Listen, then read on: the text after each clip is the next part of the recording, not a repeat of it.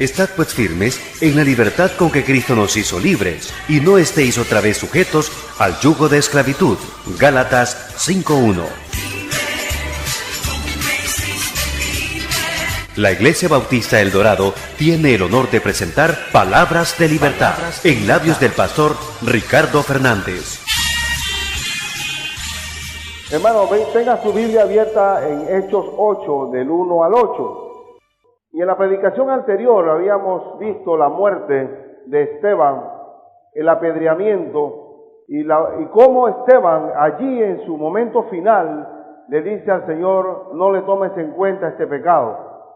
Y uno vio, Esteban fue consolado por el Señor en el momento final cuando vio los cielos abiertos. Un momento terrible porque toda un Sanedrín, un concilio estaba totalmente en contra de él. Pero detrás de esta muerte, de una muerte tan cruenta como esta, esto fue el abono para que creciera la iglesia de una manera incalculable.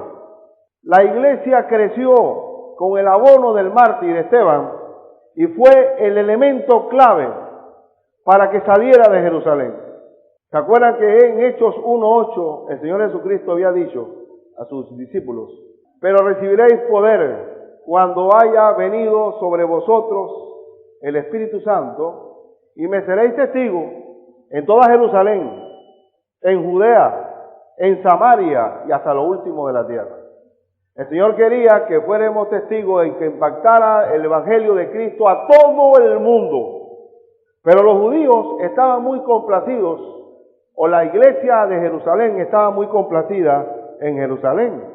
Y allí estaban ellos, como estas canicas, estaban encerrados en Jerusalén, complacidos entre ellos mismos, estaban gozosos de casa en casa, reunidos en el templo. Y a raíz de que Gamaliel, el famoso maestro, le dijo a los del concilio de Jerusalén: no los maten, no se metan con esta gente, porque si se meten con ellos, no sabemos qué va a pasar, porque si la obra es de los hombres, va a acabar, pero si es de Dios, nos vamos a encontrar luchando contra Dios. Y ellos dejaron quietos a sus discípulos, a toda la iglesia de Jerusalén, y la iglesia fue creciendo y creciendo. Y acuérdense cómo la gente sacaba a los enfermos para que aunque sea la sombra de Pedro pasara por ahí. Y estaba creciendo. Pero el Señor había dicho en Hechos 1:8 que íbamos a ser testigos hasta lo último de la tierra. Él no vino para ser el Dios de los judíos, sino de toda la humanidad. Así que detrás de la muerte de Esteban se va a dar un cambio grande. Y esto es lo que quisiera: se desata una gran persecución. Una persecución que terminó con la muerte, no solamente de Esteban, sino de muchos otros creyentes. Y quiero que busquemos en su Biblia el versículo 1 del capítulo 8. Versículo 1 y 2. Este tema le he llamado el plan de aniquilamiento que se convirtió en crecimiento. El plan estaba concebido por las fuerzas de maldad, pero este aniquilamiento se convierte en el crecimiento de la iglesia. Se convierte en el crecimiento de la iglesia. En primer lugar, la iglesia creció a pesar de una gran persecución. Busque en su Biblia el versículo 1. Y Saulo consentía en su muerte. Aquí tenemos a Saulo como un Hitler, tratando de exterminar el camino del Señor. Y cuando dice que consentía en su muerte, ¿en la muerte de quién? De Esteban. Alegremente consentía y daba su voto aprobatorio de que estaba bien asesinado Esteban. Y en aquel día, en ese mismo día en que muere Esteban, hubo una gran persecución. Y esa palabra gran en la Biblia, cuando la Biblia habla de gran hambre, gran escasez, póngalo como gran, porque la Biblia no es como el hombre que habla y habla cosas infladas. Hubo una gran persecución contra la iglesia que estaba en Jerusalén. Y todos, observen por favor, y todos fueron esparcidos por la tierra de Judea y de Samaria. Se estaba cumpliendo lo que el Señor había dicho, que me serían testigos en Jerusalén, en Judea, en Samaria, y después con el apóstol Pablo, hasta lo último de la tierra. A raíz de la muerte de Esteban, todos fueron esparcidos, ¿salvo quién? Salvo los apóstoles. Y una persecución que implicaba descabezar el liderazgo de la iglesia del Señor Jesús. ¿Cómo puede un movimiento poder seguir si se descabeza el liderazgo? De allí el gran deseo de atrapar a Bin Laden. Si acabamos con la cabeza, se contrarresta una oposición. Pero en este caso, los apóstoles se quedaron en Jerusalén y todos fueron esparcidos. Y quiero decirles algo, ellos fueron esparcidos porque el Señor les había dicho de antemano que si cuando los perseguían en una ciudad, huyan a otra. Ellos perfectamente se hubieran quedado allí, pero en obediencia al Señor, siguiendo sus instrucciones, salieron de Jerusalén todos salieron de Jerusalén. Había luto, aquí habla el verso 2, el verso 2 dice, y piadosos llevaron a enterrar a Esteban e hicieron gran llanto sobre él. Había llanto por la muerte de un hombre como él, un hombre bueno, un hombre lleno del Espíritu Santo y de sabiduría. Se perdió un hombre clave, pero lo que hizo fue esparcirse la semilla del Evangelio. Y esto es interesante porque la iglesia de Jerusalén fue esparcida. ¿Y qué implicaba esto, queridos hermanos? ¿Qué implicaba esto? Que los que estaban congregados ahí, ¿qué pasó con esta gente? ¿Y ahora quién puede? Vamos a acabar con el camino de Cristo. Hay que acabarlos a todos. Y ahora resulta que se dispersó el Evangelio del Señor. Con la muerte de un hombre. Nadie puede, como dijo Gamaliel, cuidado que vamos a estar luchando contra el mismo Dios. Nadie puede contrarrestar el poder del Evangelio. Y fueron esparcidos todos. Y los que estaban, aquí están, estos se quedaron, los más pesados, las bolitas más gordas que representan los apóstoles, se quedaron en Jerusalén. Pero los chiquitos, todo el liderazgo, todo el pueblo del Señor fue esparcido. Hermano, era tiempo de cosecha, tiempo de testificar, tiempo de crecer. Y se estaba cumpliendo las palabras de Gamaliel. Señores, vamos a estar luchando contra Dios. El plan malévolo era aniquilar la iglesia de Cristo. Pero no se puede pelear contra el Señor. Romanos 8, 35 al 39, ¿qué dice? Romanos 8. ¿Quién nos separará del amor de Cristo? ¿Tribulación? ¿O angustia? ¿O persecución? ¿O hambre? ¿O desnudez? ¿O peligro? ¿O espada? En este caso, está siendo la iglesia perseguida con espada, con peligro. Pero ¿quién nos puede separar del amor de Dios? Dice, como está escrito, por causa de ti somos muertos todo el tiempo. Somos contados como ovejas de matadero. Y así fue el Coliseo romano. Antes en todas estas cosas somos más que vencedores por medio de aquel que nos amó. Más que vencedores. ¿Por qué más que vencedores? Porque lo que la gente le teme a la pobreza, le teme a la tribulación, le teme al problema. Pero resulta que entre más grande es la adversidad, el Señor le dijo a Pablo, bástate mi gracia porque mi poder se perfecciona en tu debilidad. Ahí está la iglesia esparcida, siguiendo las instrucciones del Señor. Dice, por lo cual estoy seguro de que ni la muerte, ni la vida, ni ángeles, ni principados, ni potestades, ni lo presente, ni lo porvenir, ni lo alto, ni lo profundo, ni ninguna otra cosa creada nos podrá separar del amor de Dios que es en Cristo Jesús, Señor nuestro. Estaba cumpliéndose la gran comisión del Señor. Y hombres sencillos, comunes y corrientes estaban siendo esparcidos por el mundo. llevando el mensaje del Señor. Interesante es que usted sabe que se encontró allá en las ruinas de una colina, la colina Palatino en Roma, una caricatura, una de las más antiguas caricaturas, donde se representa a Jesucristo, al Señor Jesús, crucificado con una cabeza de asno. Y era una caricatura donde había un soldado romano de rodillas frente a la cruz. Y decía el texto, le pusieron debajo de la caricatura, Alexámenes, adorando a su Dios. O sea que uno de estos soldados se convirtió al Señor y en la soldadesca pagana, romana, comenzaron a hacer escarnios de él, porque él se apartaba a orar. Y viene y le dibujaron, mientras que él estaba de rodillas en una esquina, esta pintura. Alexámenes adorando a su Dios. Y Alexámenes dice que vio el asunto y puso al lado, Alexámenes fiel al Señor. No hay manera en que toda la oposición que pueda haber en el mundo pueda hacer que tiemble el creyente, porque tiene el Espíritu Santo dentro de él, que es el que nos da el valor de poder ser fiel hasta la muerte. Y a medida que arreció la persecución, fueron esparcidos. Y quiero que esto me lleva al segundo punto. La iglesia de Jesucristo creció aún con el aniquilamiento sistemático que planificaron las fuerzas del mal.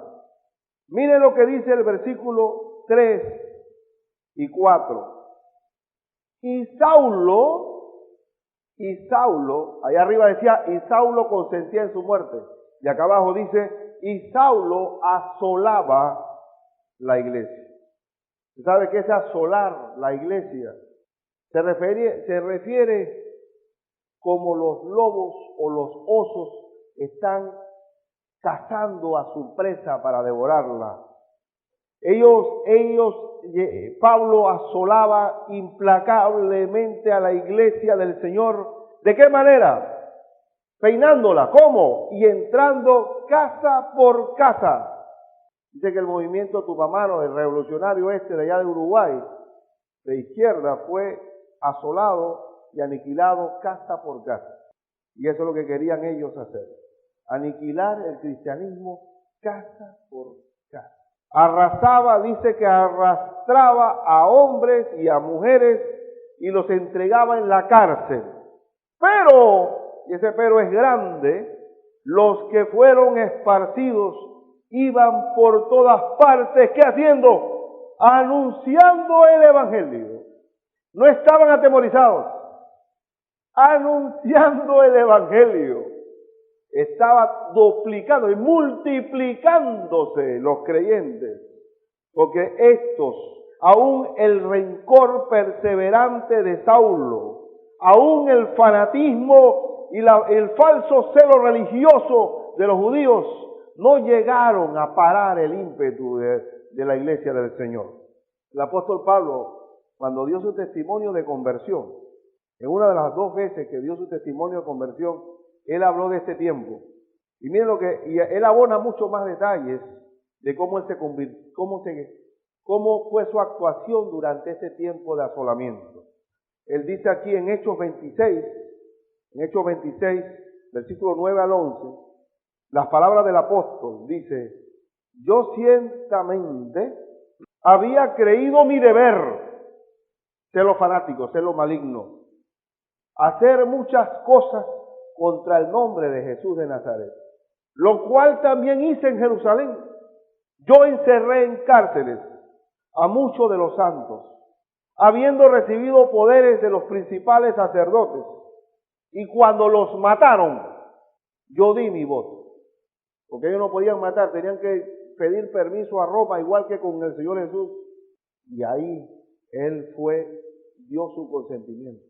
Y muchas veces, castigándolos en todas las sinagogas, los forcé a blasfemar, y enfurecido sobremanera contra ellos, los perseguía hasta en las ciudades extranjeras. Pero gracias a Dios que el camino a Damasco fue derribado. Como él dice, ocupado en esto iba yo a Damasco, con poderes y en comisión de los principales sacerdotes, cuando al mediodía, oh rey, yendo por el camino vi una luz del cielo que sobrepasaba el del sol, el resplandor del sol, la cual me rodeó a mí y a los que vivan conmigo. Y ustedes saben lo que le dijo el Señor a Pablo, ¿verdad? En el verso 14 dice que el Señor le dijo en lengua hebrea, Saulo, Saulo, ¿por qué me persigues? Dura cosa te es dar coces contra el aguijón.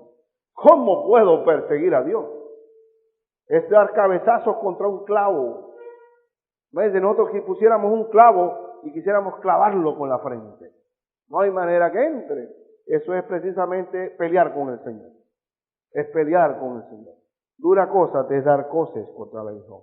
Y uno puede ver en este caso que aun cuando Pablo, casa por casa, estaba planificando como la Gestapo alemana, aniquilar a todo el camino del Señor, no hubo manera, no hubo forma, porque los esparcidos iban por todas partes, ¿qué? Anunciando el Evangelio.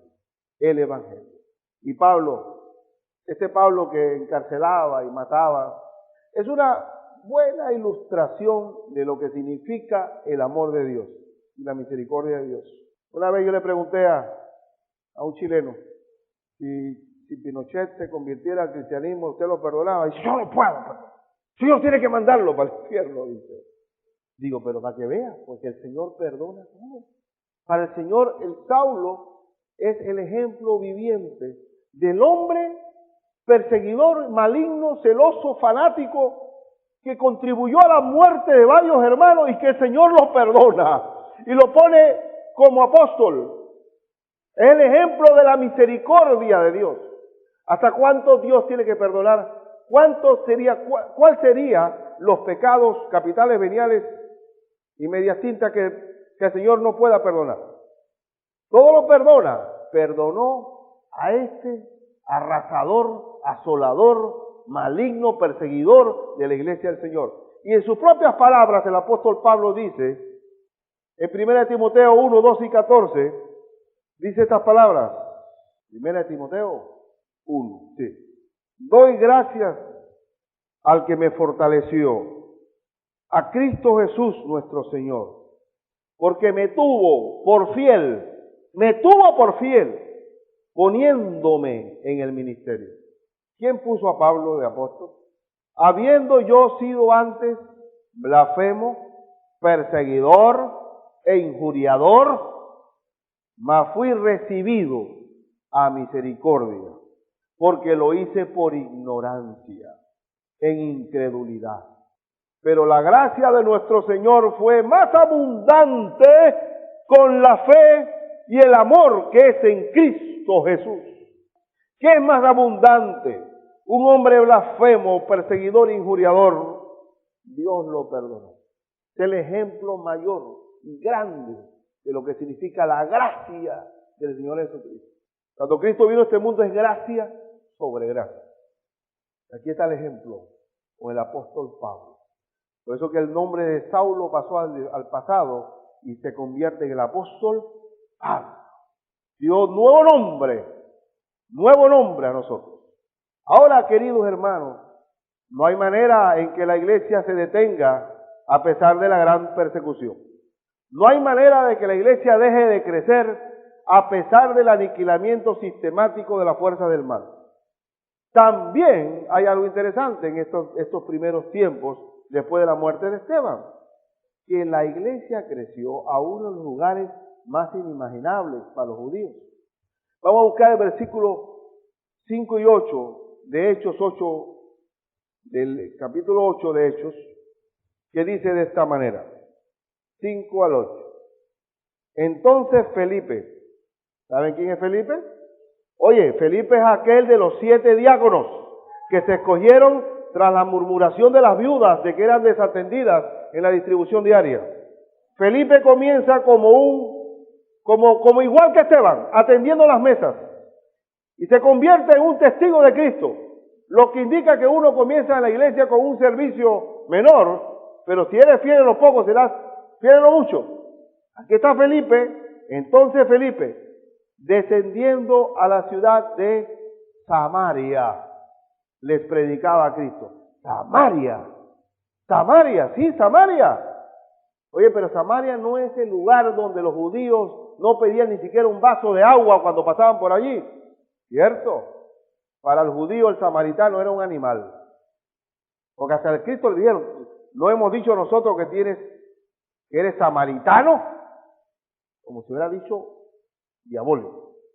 Y aquí estaba Felipe predicando en el lugar más inimaginable, siguiendo el ejemplo del Señor Jesús, que le predicó a una mujer samaritana. Y aquí está, predicando en los lugares. ¿Dónde comienza a esparcirse el Evangelio? Por Samaria. Por Samaria. Cuando el Señor Jesús habló de la parábola del buen samaritano, estaba haciendo una referencia de que el samaritano podía tener la misericordia que no tuvo el levita, ni el sacerdote, ni el religioso. Al involucrarse, al bajarse del caballo, al atender al caído, al moribundo, ponerle aceite, llevarlo al mesón, atenderlo y aún pagar la cuenta por delante. Hablando y toma el ejemplo de un buen samaritano. Y cuando nosotros llegamos a los pies de Cristo no hacemos acepción de personas. Somos la persona que más posiblemente rechacemos. Esa persona en las manos de Dios cambia totalmente. No podemos ser como Jonás, que consideraba que los ninivitas, el Señor tenía que barrerlos del mapa. Jonás decía, ¿yo para qué voy para allá? Esta gente malvada y perversa. Inclusive, Santiago y Juan, el Señor los bautizó como los hermanos, ¿qué? Boanerges, hijos del trueno. ¿Y por qué los bautizó? Porque pasaron por Samaria, y como no le brindaron ningún tipo de atención al maestro ni a ellos, le dijo, Señor, ¿por qué no va? Así como Elías le mandó fuego, ¿por qué no le manda fuego y los acabamos a todos, sus samaritanos? Y el Señor Cristo dice, yo no sé, ¿ustedes no saben qué espíritu soy yo? Yo no he venido para condenar, sino a salvar. Y allá uno se encuentra en Timoteo también, en Tito 1, versículo 12, hablando de gente que desprecia a otra gente. Uno de ellos, su propio profeta, capítulo 1, dijo, los cretenses, siempre mentirosos, malas bestias, glotones, ociosos. Oye, ¿cómo tú puedes hablar del Evangelio si ya tú mismo tienes un concepto degradante de un pueblo? De un pueblo. Los cretenses siempre mentirosos, malas bestias, glotones, ociosos. Pero el Evangelio comienza a esparcirse en la región más aborrecible para los judíos. Interesante, muy interesante. Y Felipe comienza a esparcirlo. En la reunión de varones, César, el que se bautizó hoy, me estaba diciendo que él es muy rápido para aprender, hombre inteligente, pero dice que él, en uno de sus tiempos que estaba trabajando, un dominicano le ayudó, le enseñó a poner la puerta de qué, de baño era, de baño, y él en un momentito, y le dice el dominicano, dale, atiende este contrato, yo voy para afuera. Y este hombre, que estaba trabajando, dice, oye, qué bien trabajas tú, porque estos panameños no sirven para nada, baños vagos que son, trabajan ahí. Y él estaba bien afectado y le seguía dando plomo a los panameños. Estos cretenses, glotones, ociosos, mentirosos, malas bestias. Y uno se pone a ver, ¿quién es el que logra el cambio del corazón? ¿Quién es el que puede hacer que seamos algo diferente? El Señor Jesucristo. Cada pueblo es malo porque es descendiente de Adán. Hasta que mire, el pecado puede disfrazarse en Suiza o en Suecia, Holanda, Estocolmo, lo que tú quieras, pero el Adán que está allá en el nórdico es el Adán que está acá también. Tendrá otra forma disimulada de pecado, pero pecado es pecado. Y el Evangelio comienza a esparcirse. Y quiero que sepan que Felipe, el evangelista, Ahora sí, porque se le bautiza después como el evangelista Felipe. Dice el verso, en el capítulo 8 que estamos, dice que Felipe desciende y les predicaba a Cristo. Y observen, por favor, el versículo 6. Por eso que uno no puede hacer acepción de personas. Por eso que uno no puede tener la mentalidad de Jonás, ni la mentalidad de los Boanerges. Y dice el verso 6, y la gente unánime escuchaba atentamente las cosas que decía Felipe. Interesante, que tenían mejor oído que los de Jerusalén. Y acuérdense que el Señor Jesucristo le dice a la mujer samaritana, ¿quién es Él? Él le dice, el Mesías cuando venga nos va a explicar todas las cosas, dijo la mujer samaritana. Y Él dice, yo soy el que habla contigo. Él le reveló a ella lo que no le dijo, que lo dijo al final, ante el tribunal judío. Pero interesante que esta gente despreciada escuchaba atentamente las cosas que decía Felipe, oyendo y viendo las señales que hacía, porque de muchos que tenían espíritus inmundos, salían estos dando grandes voces. Observen que el liderazgo principal se quedó en Jerusalén. Está un diácono esparciendo el evangelio. ¿Quién está sacando demonios? Un hombre. Las columnas de la iglesia están en Jerusalén. Todo hombre de Dios que esté sellado con el Espíritu Santo tiene autoridad de Dios para echar fuera demonios. Y aquí dice, y muchos paralíticos y cojos eran sanados. Así que había gran gozo en aquella ciudad.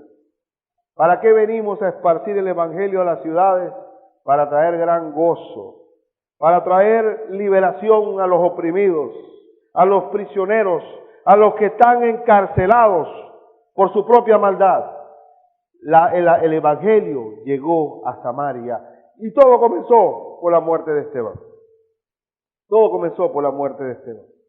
Y vale añadir que este Felipe, después, más adelante, para el próximo domingo, o del de más arriba todavía, porque nos hace falta otra parte, se dejó guiar por el Espíritu Santo y Dios lo manda hacia un eunuco etíope que va camino a Etiopía porque era tesorero de la reina Candace, y ahí va el evangelio, ya va llegando a África, ya va para África. No hay forma de pelear con el Señor.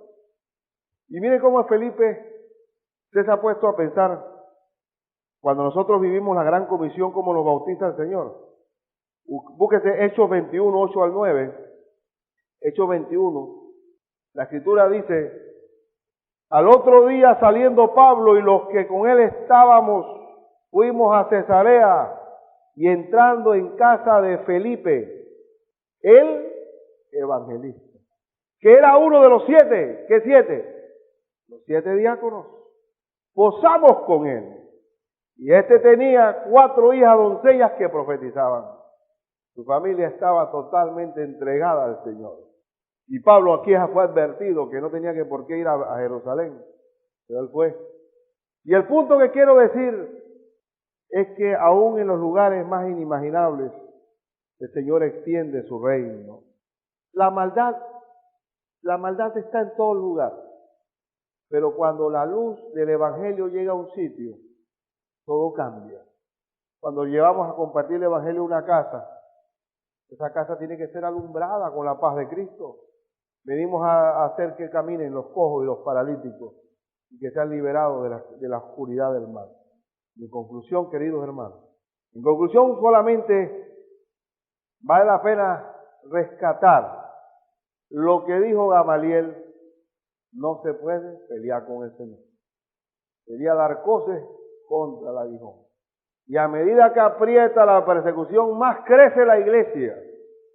La iglesia del Señor Jesucristo, después de esta época, que vinieron 10 emperadores romanos perversos y malos, tipo anticristo, fue cuando más creció. Cuando más muchos cristianos fueron pastores de sus amos.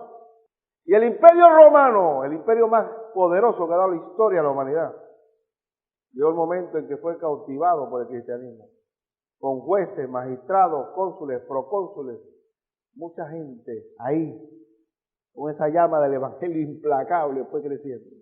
El problema fue cuando después consideraron el emblema cristiano, y aquellos sacerdotes paganos comenzaron a hacer decir que eran cristianos, y se dio una gran corrupción. Así que seamos como Alexémenes, fiel al Señor. Qué tiempo diferente, ¿no? Nosotros aquí abrigaditos, sabrosos. Estamos ahí, las bolitas, bien contentas, gozosas. Yo no sé por dónde anda la gente, pero yo estoy contento aquí. Pero no es la labor del Señor. Tenemos que seguir el ejemplo de Sara y Edel. Entregaron toda su juventud aquí en Panamá. ¿Cuántos de nosotros haríamos eso? ¿Cuántos pagaríamos el precio de extender el Evangelio? Aquí tenemos el caso de Gustavo Gun, allá en el África, que papito decía, ya le tenía la beca para irse se había graduado de ingeniero y quería un doctorado que le iba a conseguir papito allá en México.